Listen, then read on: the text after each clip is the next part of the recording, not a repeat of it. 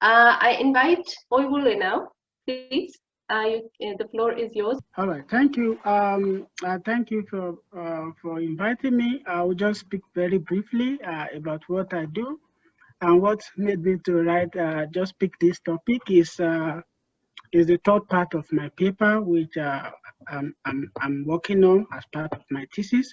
So I call it humanitarianism. Maybe not, maybe, but it's just all about representation of how people represent themselves, especially the refugees and displaced people in the humanitarian context, and how humanitarian experts also represent them.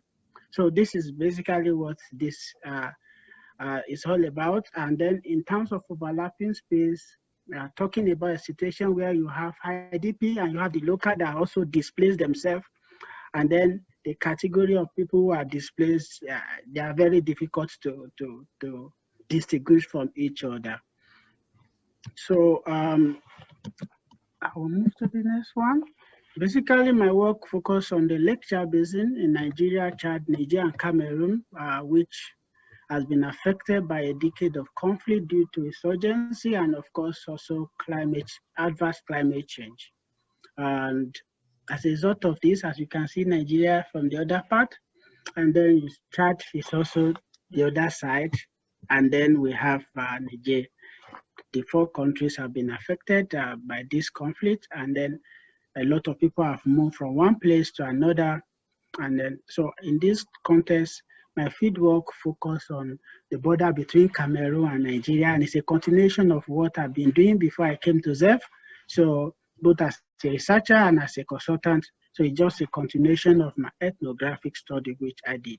So I focused my work during my field research in two border cities, but extended to three due to the connectedness of this city. So here I basically want to talk about what made me to look at this topic. By the time I arrived to the field, I was looking for accommodation where to stay. So I stayed in a hotel for about 2 to 3 weeks. So each time I visited the landlord, they said, "You are a man, you know, we cannot actually accept you because you may likely be part of Boko Haram, and it could be a very big issue." So I had to go through the local organization that I work with that invited me, and then that's when I got accommodation. So this made me to reflect on my topic, and then this actually pushed me to talk about this particular topic, which I think is the objective, is just to find out how the life of the people are framed, especially displaced women in relation to others, and how this sort of masculinity is produced based on the context of humanitarian practice and the locality. So this is the influence. The person that I'm interviewing here, maybe since we are talking about method, is trying to explain to me how he moved from the other part of Nigeria border to Cameroon where he is. So this dragged my attention to the extent that, okay, because I had the intention that, okay, I'm going to look at the extent to which women experience all sorts of discrimination, oppression. But I realized that, okay, it's not just only about women, but there are certain things that happen. And this is what motivated me to think about men too in the process. So, and then I look into document, U.S. United Nations Refugee Council. I also look at how they classify vulnerability.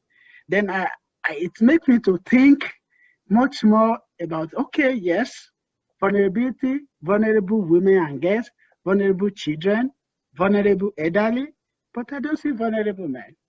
So, and then this also makes me to think that, do we really have vulnerable men? Should we ascribe vulnerability only to women? Or should we ascribe vulnerability between women and girls? Is there no difference between them?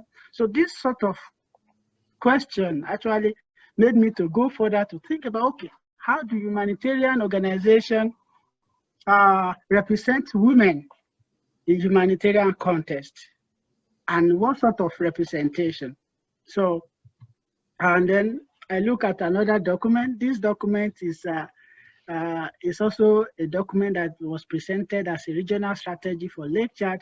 You look at all this picture, you only see the picture of women as vulnerable. And it's always placed in that context. As a consultant that I work with this organization over the years, they always say, tell me the number of women that was there, and they always want us to report about the number. So there are a lot of things that are actually beyond the number that we want to see, but maybe because of donor and others. So this reflects a lot. And I said, okay, let's look into this, and then how does this affect the practice and even the women that they claim to, empower. So I look at this, and I think I've discussed post-colonial intervention. That's basically what I showed from the previous one, which shows that, okay, if you see vulnerable men, maybe I should go back to that. If you look at the other category here, female-headed household, they are particular about it. It's one of the definition of vulnerable person. So, and then it comes to a question of whether female-headed household is vulnerable or not, or whether if they have a partner with them, you still consider them vulnerable or not. So this depends on the situation, on the context.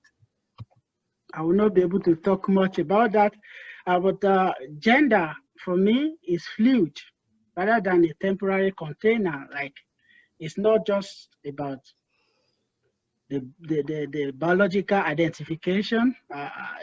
It's beyond that, and it could change over time depending on the strategy, the context, and the intention, also the power, the politics. So this is the way I see it, and I see it in terms of humanitarian context as evolving. It's also historical in the sense that people who actually could not do certain things at a point, they started doing it as a result of the conflict. So, and then there are some that because of the historical cultural relation, it still continue that way. So it's evolving. The relation, it also affects how the humanitarian workers relate with the women based on this context and relate with men and the kind of intervention that has been implemented. Discourse, it also reflects in the language. And what I find out is there's a creation of hyper vulnerability and also hyper visibility of others. Maybe I can quickly just go down because of time. So within this, I look at the two concepts that's very relevant to my analysis. Dispositive. Dispositive is discussed by Foucault, and it's talking about heterogeneous assembly that compare different elements, both said and unsaid. That's actually interests me because there are some that are said and there are some that are unsaid, but they are also in practice. And other scholars said this particular, which also involve practices, context, and the relation between people, both human and non-human, and representation. So other scholars said, okay, these practices are not usually challenged by experts because they are so improvised in a way that the intention is not always known to people. So, and then this made me to look at the mode of representation of displaced men and women, strategy of representation, hypervisibility of vulnerable others, and then hypervulnerability. So these are the things that I look in this paper. So I look at post-colonial discourse because it's quite important in terms of ordering practice and how colonial relationship established between the global south and the north, and how this also evolved into the humanitarian practice.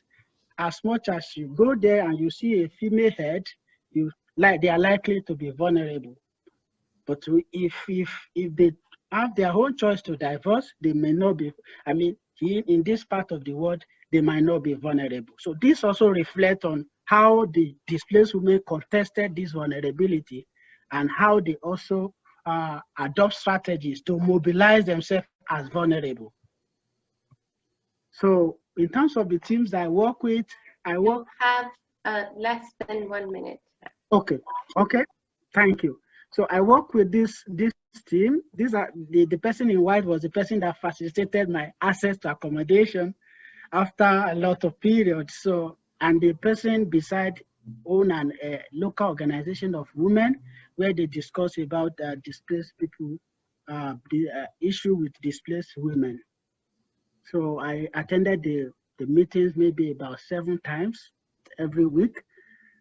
I don't know if I can have time to discuss this. Basically, I just want to highlight that here, a humanitarian expert prioritize global standard over the local, the women's agency and needs.